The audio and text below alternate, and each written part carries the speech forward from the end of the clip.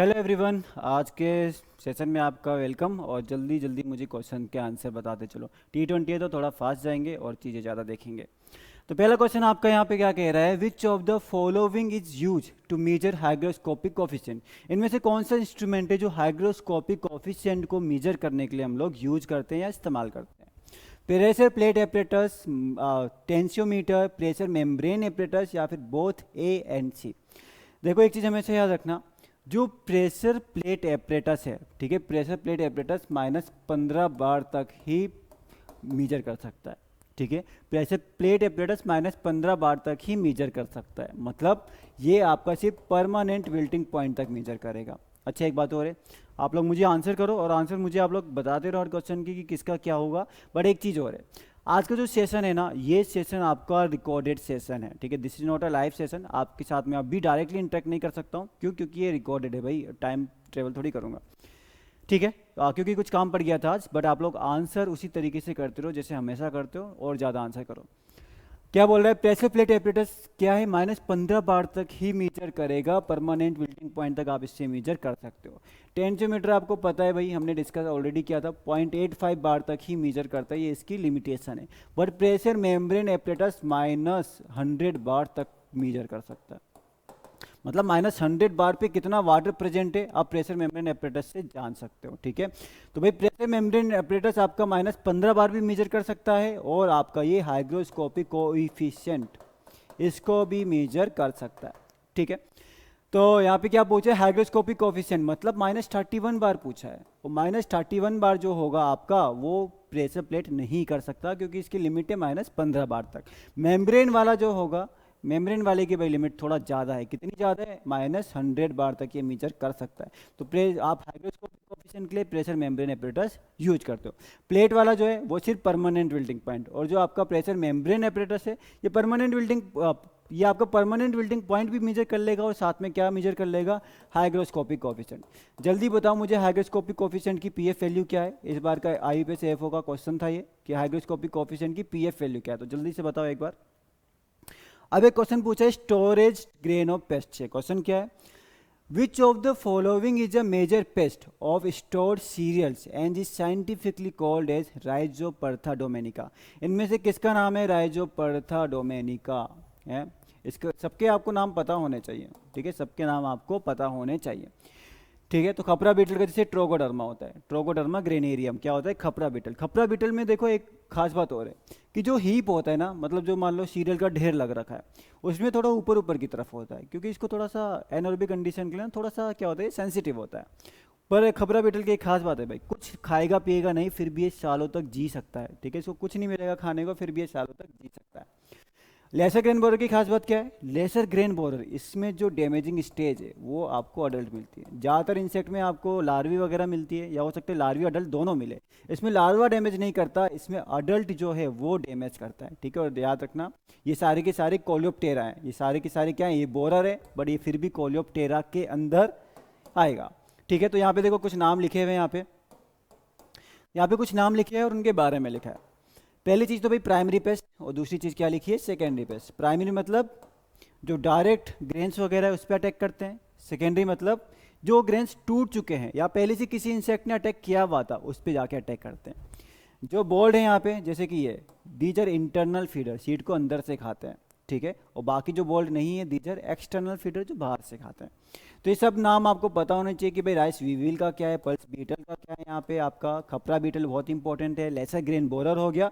और secondary paste में भाई रेड फ्लोर बीटल आपका कास्ट नाम, कास्ट वर्ड यहाँ पे देखने को मिल रहा है। और सॉ टूथ बीटल में आपको सरनेम देखने को मिल रहा है ना, याद करने के लिए भाई कास्ट है तो सरनेम से कास्ट पता चलती है ना थोड़ा बहुत। ठीक है, तो ये है क्वेश्चन में हमने क्या पूछा है, आर डोमेनिका, ये रहा इसका बीटल जो क्या करता है, हार्म करता है। और याद रखना it is a borer, but फिर भी किस में आता है, कोलियोप्टेरा में आते हैं। सारे के सारे जो है कोलियोप्टेरा के ही पेस्ट हैं। बताओ फिर भाई next question, soil psychrometer is use to measure. एक हमने देखा भाई प्रेशर मेम्ब्रेन एपरेटस, और दूसरा हम देख रहे हैं सॉइल साइक्रोमीटर। देखो जब हम लोग बात करते हैं टेंशियोमीटर की, ये आप टेंशियोमीटर के साथ ही हम पढ़ते हैं इसको भी, क्योंकि टेंशियोमीटर तो चलो आप सबको पता है। अब एग्जामिनर कहेगा टेंशियोमीटर तो इनको पता है, तो इससे एक स्टेप ऊपर पूछ लें तो भाई टेंशियोमीटर आपका जो है -0.85 बार तक मेजर करता है। ठीक है, और मेजर क्या करता है टेंशियोमीटर, ये बहुत इंपॉर्टेंट है, it measures matric potential, double star mark करो। क्या मेजर करता है? Matric potential. मैट्रिक पोटेंशियल मतलब सॉइल कितनी पावर से क्या कर रहा है, सॉइल कितनी पावर से वाटर को अपनी तरफ खींच रहा है, डेट इज मैट्रिक पोटेंशियल। ठीक है, ये टेंसियोमीटर मेजर करता है। बट अगर हमें टोटल पोटेंशियल जानना हो, क्या जानना हो, अगर हमें टोटल पोटेंशियल जानना हो तो उसके लिए क्या यूज करते हैं? Soil psychrometer. अब सॉइल साइक्रोमीटर क्या करता है? ये वाटर पोटेंशियल मेजर करेगा। ठीक है, it measures total water potential. ठीक है, क्योंकि भाई सॉइल के अंदर क्या होता है ना, जो सॉइल की एनर्जी होगी, जो सॉइल वाटर की एनर्जी होती है, वो सेम एनर्जी उसकी वेपर्स की भी होती है। जो सॉइल में वाटर की एनर्जी होती है वो सेम एनर्जी उसके वेपर की भी होती है। हम लोग इसके वेपर की अगर एनर्जी को मेजर कर लेंगे तो हमें पता चल जाएगा कि सॉइल के वाटर की एनर्जी क्या थी। एनर्जी मतलब पोटेंशियल। तो टोटल वाटर पोटेंशियल जो होगा हम लोग सॉइल साइक्रोमीटर से निकालते हैं। और कैसे निकालते हैं? वाटर पोटेंशियल मेजर करके। ठीक है, हम लोग जो वहाँ पे क्या है, वेपर्स हैं, वेपर पोटेंशियल है ना, वाटर पोटेंशियल की भी जगह आप यहाँ पे ये हटाओ, टोटल वाटर पोटेंशियल। ठीक है, ठीक है, पर टोटल वाटर पोटेंशियल हम मेजर किसके थ्रू कर रहे हैं? हम लोग यहाँ पे हम लोग कर रहे हैं वेपर पोटेंशियल के थ्रू। ठीक है, वेपर पोटेंशियल हम लोग मेजर कर रहे हैं और वेपर पोटेंशियल से हमको आइडिया लगेगा किसका? टोटल वाटर पोटेंशियल का। तो सी ऑप्शन यहाँ पे एब्सोल्युटली करेक्ट है। ठीक है, चलो भाई ये वाले क्वेश्चन का आंसर बताओ फिर एक बार। कह रहे which insect is characterized by having a pseudo ovipositor use for depositing eggs. ठीक है, देखो भाई जिसमें ओविपोजिटर होंगे, ठीक है, ओविपोजिटर मतलब क्या हुआ? जो इंसेक्ट को एग डिपॉजिट करने में हेल्प करेगा। ठीक है, बट यहाँ पे एक इंसेक्ट है जिसके पास सूडो ओविपोजिटर है, जो प्रॉपर तरीके से भी आपका क्या करेगा, मतलब पूरा का पूरा ओविपोजिटर नहीं है बट थोड़ा बहुत उसकी तरह काम करेगा। किस में होगा ये? आपको ओविपोजिटर आपको देखने को मिलेगा किस में? हाउस फ्लाई के अंदर। ठीक है, बीटल वीटल हमने बात की है कि बीटल के अंदर इलाइट्रा होता है। हमने बक्स में पढ़ा था क्या? हेमी इलाइट्रा बक्स के अंदर प्रेजेंट होता है। क्या होता है? Hemi elytra. इसके अलावा हमने टेगमाइना पढ़ा था कि जो आपकी ग्रास शॉपर और कॉकरोच की 4 विंग्स होती हैं वो हार्ड हो जाती है, तो उसी को हम क्या बोलते हैं? टेगमाइना बोलते हैं। तो ये सारी चीज़ें आपको पता होनी चाहिए। तो यहाँ पे बी ऑप्शन से ये pseudo ovipositor is present in house fly. Pedosphere. देखो सॉइल के 3 स्पेयर होते हैं। एक होता है सॉलिड पार्ट, सॉलिड जो भी नीचे एकदम रॉक्स वगैरह बिछी हुई अर्थ के सरफेस के नीचे रॉक्स वगैरह एकदम मतलब हार्ड पार्ट है, वो सब आपका लिथोस्फीयर होता है। सॉलिड स्पेयर को हम बोलते हैं अर्थ के लिथोस्फीयर।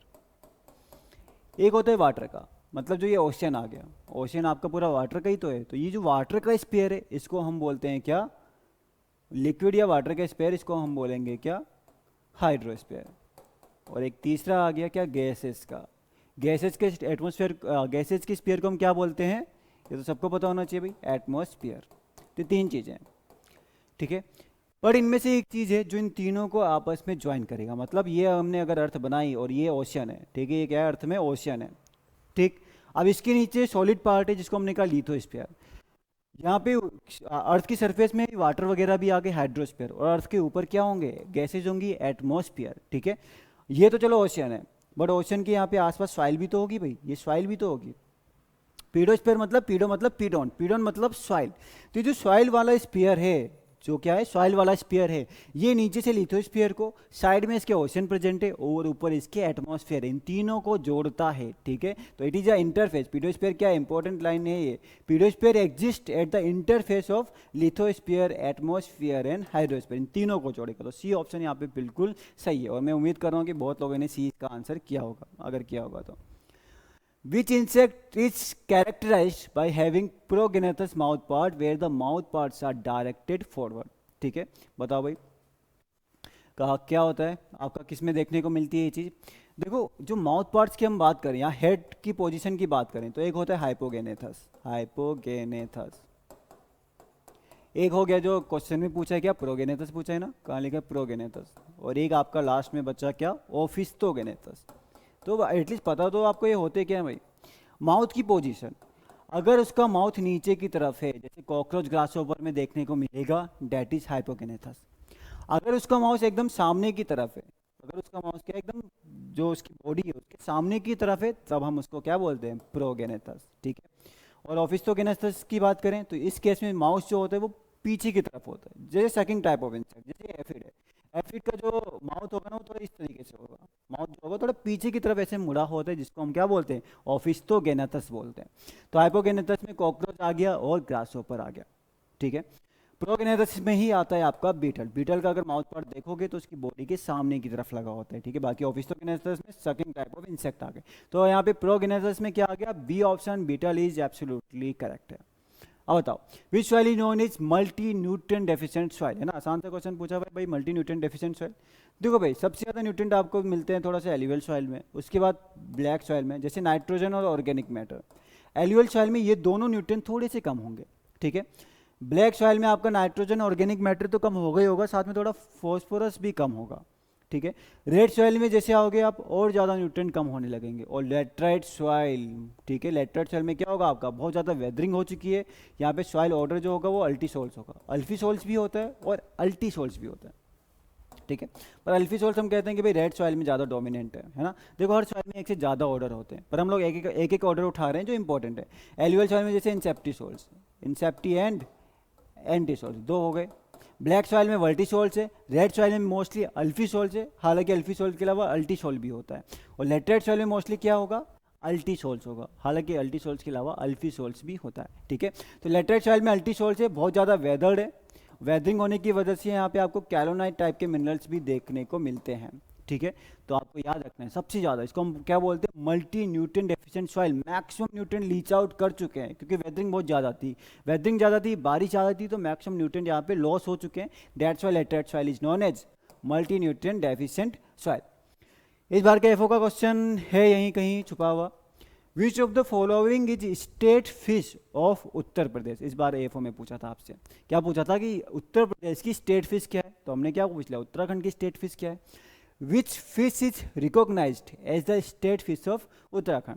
देखो चीतल जो है ये है किसकी, उत्तर प्रदेश की state fish. Golden mahseer, hilsa और म्यूरेल, ठीक है। गोल्डन महसीर, ठीक है, महसीर देखो मैंने आपको कई बार बता दिया, महसीर फ्रेश वाटर फिश है। महसीर और ट्राउट ये दोनों हिमालय रीजन पे होती हैं, ठीक है। तो हिमालय रीजन पे होती है मतलब क्या, उत्तराखंड और हिमाचल दोनों में आपकी गोल्डन महसीर ही क्या है, स्टेट फिश है। कहाँ कहाँ, उत्तराखंड एंड हिमाचल में, ठीक है। तो उत्तराखंड में आपकी जो स्टेट फिश होगी it will be golden mahseer. Hilsa याद करो, कल ही बताया है, हिल्सा आपका वेस्ट बंगाल की स्टेट फिश है, ठीक है। आपको ये एस्टुराइन कंडीशन, क्योंकि भाई वेस्ट बंगाल में गंगा कहाँ मिल रही है, ओशन में मिल रही है, एस्टुराइन कंडीशन है, तो वहाँ पे क्या है, हिल्सा एक इंपॉर्टेंट फिश होगी। म्यूरेल, म्यूरेल जो होती है वो आंध्र प्रदेश की स्टेट फिश है, ठीक है। तो यहाँ पे कुछ स्टेट फिश के एग्जाम्पल्स लिखे हैं, इंपॉर्टेंट क्यों है, क्योंकि पिछली बार का जो क्वेश्चन था वो उत्तर प्रदेश की स्टेट फिश का पूछा था, ठीक है। तो आपको चित्तल, गोल्डन मैसीर, हिल्सा और म्यूरेल, म्यूरेल कहाँ की है, आंध्र प्रदेश की स्टेट फिश। आ जाओ जल्दी जल्दी next question. Trichoderma species are primarily used in agriculture as, ये आपका उत्तराखंड डब्ल्यूओ में एक बार पूछ लिया था, ठीक है। तो ट्राइकोडर्मा और ट्राइकोग्रेमा दोनों में कंफ्यूज नहीं करना है। ट्राइकोग्रेमा आपका क्या है, इंसेक्ट है, ठीक है। ट्राइकोग्रेमा इज अ इंसेक्ट जो एज अ एग प्रेस्टाइड की तरह काफी बार काम करता है, but this is different, this is trichoderma. और ट्राइकोडर्मा इज अ फंजाई, क्या है, फंजाई है जो एज अ फंजीसाइड ही यूज करता है, दूसरे फंजाई को क्या करता है, किल करता है। तो याद रखना भाई ट्राइकोडर्मा इज अ फंजीसाइड, ठीक है। ये आपका फंजीसाइड है जिसको हम क्या करते हैं, स्पेशली सॉइल बोर्न डिसीजेस के लिए यूज करते हैं। तो Trichoderma is a fungicide and Trichogramma is a insect, ठीक है। तो ये फंजीसाइड है जिसको हम सॉइल बोर्न डिसीज के लिए यूज करेंगे। Approximately how much Honey does a colony of European बीज प्रोड्यूस एनुअली, ठीक है। अब भाई बेनिफिशियल इंसेक्ट का क्वेश्चन है, बेनिफिशियल इंसेक्ट मतलब एफओ को पकड़ते ही है वो एंटोमोलॉजी से। तो पूछे भाई यूरोपियन बी, तो एक क्वेश्चन तो डायरेक्ट ये पूछा हुआ है कि भाई यूरोपियन बी हम बोलते किसको, या फिर हम लोग इटालियन बी किसको बोलते हैं, तो ये आपको पता ही होना चाहिए। इट इज आपका क्या हो गया, एपिस मेलिफेरा को बोलते हैं। एपिस मेलिफेरा को हम क्या बोलते हैं, इटालियन बी। इटालियन बी और apis cerana indica, Indian bee, ये दो हनी बीज है जिनकी वजह से आज क्या होता है, एपीकल्चर पॉसिबल है, वरना एपीकल्चर कर नहीं सकते थे, ठीक है। तो आपका लगभग 25 से लेकर 40 केजी के आसपास हनी प्रोडक्शन करती है कौन, आपका एपिस मेलिफेरा या फिर यूरोपियन बी, ठीक है। तो क्वेश्चन काफ़ी इंपॉर्टेंट है, आपको पता होना चाहिए 25 से 40। चलो एक चीज़ और जल्दी से देख लो। तो यहाँ पे कुछ ये भी लिखा है कि भाई जो वर्कर है, देखो हमें से एक चीज़ याद रखना, जो फीमेल है वो आपका फर्टाइल एग से बनेगा, और जो मेल है, टर्माइट के केस में भी सेम है, फीमेल फर्टाइल एग से बनता है और जो आपका मेल है यहाँ पे वो अनफर्टिलाइज्ड एग से बनता है, ठीक है। फिर कुछ चीज़ें लिखी है कि भाई फीमेल स्टेराइल होती है, ठीक है। यहाँ पे हाइपोफिजिनल ग्लैंड वगैरह ये क्वेश्चन भी हमने देखा था, ठीक है। मतलब मैं इसको इतना डीप में डिटेल नहीं करने जा रहा हूँ, बट एक बार आप इसको देख लेना, ठीक है। यहाँ पे क्वीन के बारे में कुछ चीज़ें लिखी है और लास्ट में यहाँ पे ड्रोन के बारे में लिखी है कि ड्रोन क्या है, यहाँ पे फर्टाइल है, ड्रोन और क्वीन फर्टाइल है, पर याद रखना ड्रोन है तो फर्टाइल, और बना किससे, अनफर्टिलाइज्ड एग से। चलो भाई, इस प्रोसेस का नाम जल्दी से मुझे बताओ, क्या होगा इस प्रोसेस का नाम। क्या कह रहा है question, the process of iron reduction under anaerobic और water logged condition resulting in the formation of a bluish to greenish gray color is referred to as लेट्राइजेशन, पोर्जुलाइजेशन, ग्लाइजेशन या लेसिवेज। कह रहे कि भाई एनारोबिक कंडीशन में, क्या कह रहा है, वाटर लॉक कंडीशन, एनारोबिक या फिर वाटर लॉक कंडीशन। एक चीज़ और याद रखना, ये प्रोसेस आपको हाइड्रोमॉर्फिक सॉइल, मतलब जो वाटर कंडीशन है, वाटर लॉक कंडीशन है, जो उसमें सॉइल बन रहा है वहाँ देखने को मिलती है, सुंदरबन वगैरह वहाँ पे थोड़ा देखने को मिलता है। वाटर लॉक कंडीशन में आयरन और मैग्नीज अगर ज़्यादा प्रेजेंट है सॉइल के अंदर तो ये हो जाते हैं रिड्यूस। ठीक है, क्या कहा, वाटर लॉक कंडीशन में अगर आयरन और मैग्नीज प्रेजेंट हैं तो ये रिड्यूस हो जाते हैं, और रिड्यूस होने के बाद सॉइल को एक ब्लूइश ग्रीनिश कलर देते हैं, और इसी प्रोसेस को हम बोलते हैं क्या, gleization. It is known as gleization and it is a important process in formation of, कौन सी सॉइल बोली थी हमने, हाइड्रोमॉर्फिक सॉइल। हाइड्रो मतलब वाटर, मॉर्फिक मतलब फॉर्म, वाटर की वजह से फॉर्म में क्या आ रहा है, चेंज आ रहा है। ठीक है, so gleization is an important process in formation of hydromorphic soils होती है। ठीक है, ये आपकी जनरली इंट्राजोनल सॉइल्स के अंदर आता है। ठीक है, अब इंट्राजोनल, ठीक है, ठीक है, इंट्राजोनल भले आपको पता हो ना पता हो, बट ए जोनल सॉइल थोड़ा याद कर लेना। ए जोनल सॉइल्स यहाँ पे मतलब टाइम थोड़ा लिमिटिंग फैक्टर है, तो सॉइल उतना अच्छा बन नहीं पाता। लिथोसॉल्स आपका एरियल सॉइल भी इसी में आता है। ठीक है, लायर की तरह याद करते हैं ना इसको हम, लिथोसॉल्स, रिगोसॉल्स एंड एरियल सॉइल, तीनों इसके अंदर आते हैं, आपका एजोनल सॉइल्स के अंदर आते हैं। ठीक है, तो ये तीन को एटलीस्ट पता करो, भले सारे ना पता हो। The epipedon having low base saturation is, देखो आपको सारे एपिपेडोन एंडोपेडोन नहीं पढ़ने, बट कुछ इंपॉर्टेंट है। इंडिया में आपको ये तीनों ही क्या देखने को मिलते, प्रेजेंट है इंडिया में, बाकी आपको देखने को नहीं मिलते। एपिपेडोन को हम क्या बोलते हैं, epipedon is a diagnostic horizon. Diagnostic horizon मतलब सरफेस डायग्नोस्टिक होराइजन है, तो ये भी पूछता है कि हम किसको सरफेस डायग्नोस्टिक होराइजन बोलेंगे, एपिपेडोन्स को। अगर एंडोपिडोन वर्ड लिखा होता, एंडोपिडोन, तो वो होता है सब सरफेस डायग्नोस्टिक होराइजन। अब देखो याद कैसे करेंगे इसको, MOU, मौलिक मतलब मोलिसोल्स। अगर थोड़ा बहुत सॉइल ऑर्डर याद होगा तो भाई बहुत बढ़िया सॉइल है। ऑर्गेनिक मैटर और बेस सेचुरेशन दोनों ही यहाँ पे आपको ज़्यादा देखने को मिलेगा। ठीक है, ऑर्गेनिक मैटर 1% से ज़्यादा होता है, और बेस सेचुरेशन आपका 50% से ज़्यादा होगा मोलिसोल्स में। ऑक्रिक की बात करेंगे तो ऑक्रिक में आपका क्या हो जाएगा, ऑक्रिक में आपको सिर्फ बेस सेचुरेशन ज़्यादा होता है। ठीक है, और अगर अम्ब्रिक की बात करेंगे तो अम्ब्रिक में आपका क्या हो जाएगा, अम्ब्रिक में आपका ऑर्गेनिक मैटर कम हो जाएगा। ठीक है, तो ये थोड़ा सा ध्यान में रखना है आपको। ठीक है, तो चलो यहाँ पे ये कुछ हुआ, ये तीनों आपको एटलीस्ट पता होने चाहिए। अच्छा, तो इसका आंसर क्या हुआ, the epipedon having low base saturation is, तो आपको ऑक्रिक में जो है लो बेस सेचुरेशन देखने को मिलता है। Method demonstration is a type of teaching method. अब ये आपको कराएंगे मुकेश सर, तो एक्सटेंशन के कुछ क्वेश्चन हैं अब, तो आप उनके साथ बने रहिए और जल्दी जल्दी इन क्वेश्चन का आंसर करिए।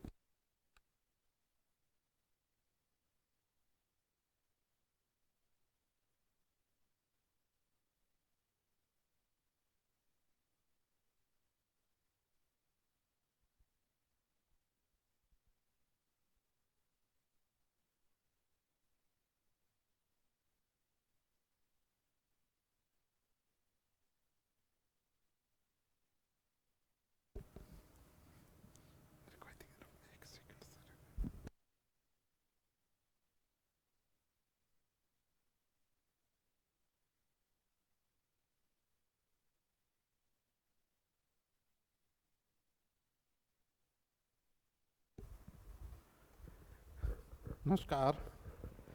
तो आगे के जो भी क्वेश्चंस हैं एक्सटेंशन के, वो अपने मिलकर अब सॉल्व करने वाले हैं। तो फर्स्ट क्वेश्चन है, method demonstration is a type of teaching methods. तो अपन 3 प्रकार के टीचिंग मेथड्स पढ़ते हैं, उसमें से जो मेथड डेमोन्स्ट्रेशन है वो कौन से टीचिंग्स का टाइप है, इंडिविजुअल्स का है या ग्रुप मेथड है या मास मेथड है या तीनों में ही ये आता है। तो आपको इसका आंसर करना है, जल्दी जल्दी इसका आंसर करना है, ठीक है ना। तो इसका राइट आंसर क्या होगा, देखिए। सबसे पहले तो मेथड डेमोन्स्ट्रेशन होता क्या है। मेथड डेमोन्स्ट्रेशन में अपन 2 प्रैक्टिसेज, या तो एक जो ओल्ड प्रैक्टिसेज है, एक न्यू प्रैक्टिसेज है, दोनों को क्या करते हैं, कंपेयर करते हैं। किस लिए, कि कौन सी है जो क्या है सरल है और एक दूसरे से बेटर है, ठीक है ना। तो इसका जो प्रिंसिपल रहता है वो क्या होता है, learning by doing. Learning by doing, करके देखना, उस पर ये क्या करती है, वर्क करती है। लेकिन ये इस तीनों मेथड्स में, इंडिविजुअल्स, ग्रुप और मास मेथड, तीनों में कौन से मेथड्स में इंक्लूड की जाती है, तो मेथड डेमोस्ट्रेशन है वो ग्रुप मेथड्स में इनको इंक्लूड किया जाता है। ठीक है ना। तो ग्रुप मेथड में और भी बहुत सारे कंपोनेंट है जो अपन यूज करते हैं। रिजल्ट डेमोस्ट्रेशन वो भी अपन ग्रुप मेथड्स में करते हैं। उसके अलावा जितनी भी मीटिंग्स है, ठीक है ना, पर्सनल मीटिंग हो गई, जो भी मीटिंग्स है वो किस में करेंगे अपने, ग्रुप मेथड्स में। या जो भी अपने टूर्स होंगे वो सारा ग्रुप मेथड्स में आएंगे।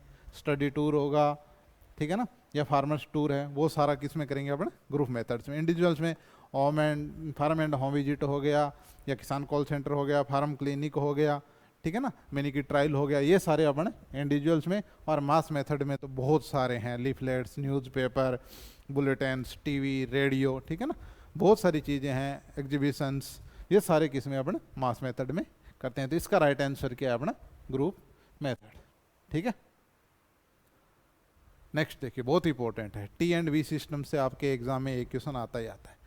Training and visit system was started by, ठीक है ना। जो टी एंड वी सिस्टम है, इसको शॉर्ट में बोलते हैं अपन टी एंड वी सिस्टम, किसके द्वारा स्टार्ट किया गया था? जेपी लिगन्स के द्वारा स्टार्ट किया गया था, बर्लो के द्वारा स्टार्ट किया गया था, डी बेनर के द्वारा स्टार्ट किया था, या के एन सिंह के द्वारा स्टार्ट किया गया था? ठीक है ना, बताइए इसका राइट आंसर। इससे पहले T and V system start कब हुआ था? 1974 को। सबसे पहले इंडिया में कब स्टार्ट हुआ था, कहाँ स्टार्ट हुआ था? राजस्थान में, ठीक है ना। और इसको स्पॉन्सर कौन करता है? वर्ल्ड बैंक के द्वारा ये क्या है, स्पॉन्सर होता है। और ये क्या है, एक टॉप डाउन अप्रोच है, ठीक है ना। ये सारे क्वेश्चन कहीं ना कहीं आपके एग्जाम में आ चुके हैं। उनमें से ये क्वेश्चन है, training and visit system was started by, तो ये किसने स्टार्ट किया था? डेनियल बेनर के द्वारा ये स्टार्ट किया गया था। जेपी लिगन्स को क्या बोलते हैं, अपने फादर ऑफ एक्सटेंशन। बर्लो ने क्या किया था? कोडिंग डिकोडिंग जो कम्युनिकेशन जो मॉडल था वो दिया था। और केन सिंह क्या है अपना? Father of extension in India, ठीक है ना। तो ये कहीं ना कहीं, और ये याद रखना क्योंकि यहाँ से एक क्वेश्चन आपका बनता है। Next, which of the following is a package program, ठीक है ना। पैकेज प्रोग्राम कौन सा है? IADP है, IRDP है, IAP है, या NADP है? ठीक है ना। देखिए दो प्रोग्राम है, एक तो क्या है, पैकेजिंग प्रोग्राम है, और एक है अपना एंटी पॉवर्टी प्रोग्राम। क्या है? Anti poverty program. दो प्रोग्राम है, तो इनमें से पैकेजिंग प्रोग्राम कौन सा है ये बताइए, ठीक है ना। IADP कब स्टार्ट हुआ था? 1960 को स्टार्ट हुआ था। IRDP कब हुआ था? 1980 को हुआ था। और IAP कब हुआ था? 1964 को हुआ था, ठीक है ना। इंटेंसिव एरिया एग्रीकल्चर प्रोग्राम, ये क्या है? इंटेंसिव एग्रीकल्चर डिस्ट्रिक्ट प्रोग्राम, ठीक है ना। तो पैकेजिंग प्रोग्राम कौन सा है इसमें? IADP है, जो क्या है, एक पैकेजिंग प्रोग्राम है, ठीक है ना। और एंटी पॉवर्टी प्रोग्राम है, इसका भी क्वेश्चन बहुत बार आता है, तो ये क्या है अपना? IRDP। क्या है? इंटीग्रेटेड रूरल डेवलपमेंट प्रोग्राम है, जो क्या एक एंटी पॉवर्टी प्रोग्राम है। और IADP है, जो क्या एक पैकेजिंग प्रोग्राम है, ठीक है। Next, which of the following a characteristic of laggards adoption category, ठीक है ना। जब जो भी अपन अडॉप्शन कैटेगरी पढ़ते हैं 5 प्रकार की, उसमें एक आती है लेगार्ड्स, ठीक है ना। तो उसके सबके कुछ न कुछ कैरेक्टरिस्टिक हैं। तो जो कैरेक्टरिस्टिक दिए गए हैं इसमें लेगार्ड्स कैटेगरी है, उसके कैरेक्टरिस्टिक कौन सा है? रिस्पेक्टफुल है, डेलिबरेट है, स्केप्टिकल है, या ट्रेडिशनल है, ठीक है ना। ये कौन सा है बताइए लेगार्ड्स का? लेगार्ड्स कितना % होता है बताइए, ठीक है ना। लेगार्ड्स कितना % होता है? 16%, ठीक है ना। तो लेगार्ड्स का जो करेक्टरिस्टिक होता है वो क्या होता है? ट्रेडिशनल होता है। कौन सा होता है? ट्रेडिशनल होता है। अब बोलोगे सर रिस्पेक्टफुल, तो रिस्पेक्टफुल किसका होता है? अर्ली अडॉप्टर का होता है। डेलिबरेट होता है, वो किसका होता है? अर्ली मेजोरिटी का होता है। और जो स्केप्टिकल होता है वो क्या है? लेट मेजोरिटी का होता है। ये क्या होते हैं? उसके करेक्टरिस्टिक होते हैं, ठीक है। ये अडॉप्शन कैटेगरी किस बेसिस पे होती है? ये होता है इनोवेशनेस पर। इनोवेशनेस मतलब कि कितना जल्दी कोई इनोवेशन है उसको अडॉप्ट कर लेता है, ठीक है ना। जैसे पहला होता है इनोवेटर। इनोवेटर क्या करता है, सबसे पहले उस चीज़ को क्या करता है, अडॉप्ट करता है, ठीक है ना। उसके बाद आता है अपना अर्ली अडॉप्टर, ठीक है ना। वो उसके बाद फिर अर्ली मेजॉरिटी, फिर लेट मेजॉरिटी, और फिर लास्ट में क्या होता है, लेगार्ड्स होता है। लेगार्ड्स क्या करता है, सबसे लास्ट में क्या करता है, ये इस कोई भी इनोवेशन को अडॉप्ट करता है। Next, which of the following not a element of diffusion, innovation, speaker, time and social system. निम्न में से कौन सा एक डिफ्यूजन का टाइप नहीं है या डिफ्यूजन का एलिमेंट नहीं है, बताइए आंसर। सबसे पहले डिफ्यूजन होता क्या है, तो डिफ्यूजन क्या होता है, एक स्पेशल टाइप का क्या होता है, कम्युनिकेशन होता है, ठीक है ना। कम्युनिकेशन में क्या करते हैं अपन, कोई भी चीज़ों को शेयर करते हैं, आइडियाज़ को शेयर करते हैं, ठीक है ना। और ये भी क्या करते हैं, कुछ न कुछ चीज़ों को शेयर करता है, उसी को क्या बोलते हैं, डिफ्यूजन बोलते हैं। ये एक प्रकार का कम्युनिकेशन है। और इसमें स्पेशल बात यह है कि ये कोई भी इनोवेशन है उसको क्या करेगा, सेपरेट करेगा या उसको क्या करेगा, फैलाने का काम करेगा, ठीक है ना। किसके थ्रू, किसी चैनल के थ्रू, ठीक है ना। ओवर टाइम, ठीक है ना। कहाँ, मेंबर ऑफ सोशल सिस्टम में, ठीक है ना। तो आप समझ गए होंगे कि 4 एलिमेंट हो गए इसके। पहला कौन सा है, पहला कौन सा हो गया अपना, इनोवेशन होना जरूरी है। उसके बाद कौन सा है अपना, चैनल। उसके बाद ओवर टाइम, और लास्ट है मेंबर ऑफ सोशल सिस्टम। तो ये सारे क्या होते हैं, डिफ्यूजन के एलिमेंट होते हैं। तो इनमें से डिफ्यूजन का एलिमेंट कौन सा नहीं है, इनोवेशन भी होता है, टाइम भी होता है, सोशल सिस्टम भी होता है। स्पीकर होता है वो क्या है अपना, डिफ्यूजन का एलिमेंट नहीं होता। याद रखना, ये बहुत ही इंपॉर्टेंट क्वेश्चन है। Next, which of the following not a mass method, ठीक है ना। जो भी टीचिंग मेथड्स की अपन ने बात की थी पहले क्वेश्चन में, तो उसमें क्या है, मास मेथड भी था। तो इस क्वेश्चन में पूछा गया है कि जो भी ऑप्शन दिए गए हैं उसमें से मास मेथड का कंपोनेंट कौन सा नहीं है, फोल्डर, लिफलेट्स, न्यूज़लेटर या रिजल्ट डेमोस्ट्रेशन। आपने पहले ही चर्चा की थी कि जो रिजल्ट डेमोस्ट्रेशन होता है वो किस में आता है अपना, ग्रुप मेथड में आता है। लेकिन यहाँ एक कंट्रोवर्सी है, क्योंकि जितने भी नोट्स दिए गए हैं आईसीआर के हैं, ठीक है ना। तो उसमें भी रिजल्ट डेमोस्ट्रेशन को कहाँ मेंशन किया गया है, इंडिविजुअल में, ठीक है ना। लेकिन होता क्या है कि रिजल्ट डेमोस्ट्रेशन जब कंडक्ट करवाया जाता है वो एक इंडिविजुअल फार्मर के फील्ड पे कंडक्ट करवाया जाता है। लेकिन जब उसको हार्वेस्ट करते हैं अपन, कोई भी चीज़ है या कोई भी जो वहाँ आप डेमोस्ट्रेशन लगाया है, कंडक्ट करवाया, उसके बाद उसका रिजल्ट प्राप्त होता है, ठीक है ना। जैसे कोई नई वेराइटी लगा दी तो उसको सारा वो कंडक्ट कराया, एक्सटेंशन वर्कर के कंट्रोल में वो सारी चीज़ें करेगा कोई भी फार्मर, ठीक है ना, एक इंडिविजुअल फार्मर। उसके बाद जो उसके रिजल्ट होगा, रिजल्ट मतलब क्या होगी, उसकी ईल्ड। जब उसकी ईल्ड को शो करते हैं तब उस ऐसा नहीं है कि उसे एक इंडिविजुअल फार्मर को शो करें, उसको तो पता ही है वहाँ के जो चारों ओर के फार्मर है उन सब की क्या करेंगे, मीटिंग करेंगे और उसमें अपने शो करेंगे कि देखो आपके बीच का ये किसान है, उसमें ये चीज़ें हमने क्या किया है, ग्रो करवा के देखिए और इसका रिजल्ट ये है, ठीक है ना। तो रिजल्ट डेमोस्ट्रेशन करेंगे, तो वो किस में आता है, हमेशा ग्रुप में आता है, ठीक है ना। आगे बात समझ में, क्योंकि जितने भी एग्जाम हुए हैं उसमें ग्रुप मेथड को सही माना है, इंडिविजुअल्स को नहीं माना है। लेकिन नोट्स में आईसीआर के दिए हुए हैं तो क्या करें, ठीक है ना। लेकिन सही उसमें क्या माना जाता है, आपका ग्रुप मेथड माना, क्योंकि ये है ये seeing by believing, seeing by believing principle पर वर्क करता है कि देखकर विश्वास करना, ठीक है ना।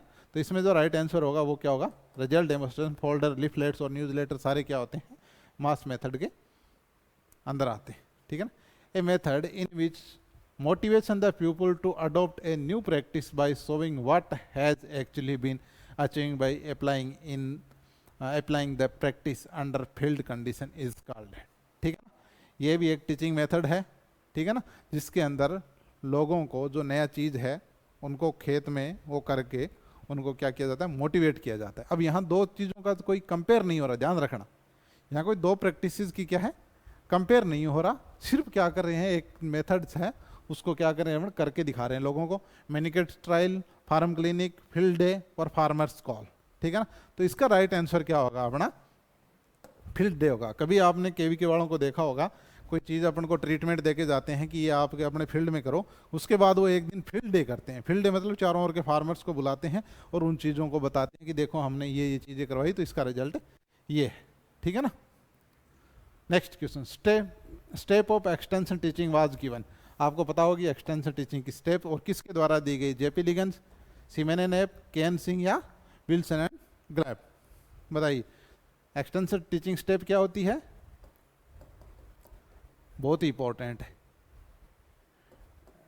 एडकास क्या होती है, AIDCAS attention, interest, desire, convection, action और सेटिस्फैक्शन, ठीक है ना। ये इसका सीक्वेंस होता है, ध्यान रखना। तो इसका राइट आंसर क्या है, डी है। तो एक्सटेंशन टीचिंग स्टेप का राइट आंसर क्या है, D. Next, cone of experience given by JP Leagans, Seaman Knapp, Edgar Dale और सेल, ठीक है ना। तो कॉन ऑफ एक्सपीरियंस को किसने दिया था, एगार डेल के द्वारा इंट्रोड्यूस किया गया था, और इसको मॉडिफाई किया था वो किसने किया था, सेल ने किया था। ध्यान रखना, सीधा डायरेक्ट क्वेश्चन आता है यहाँ।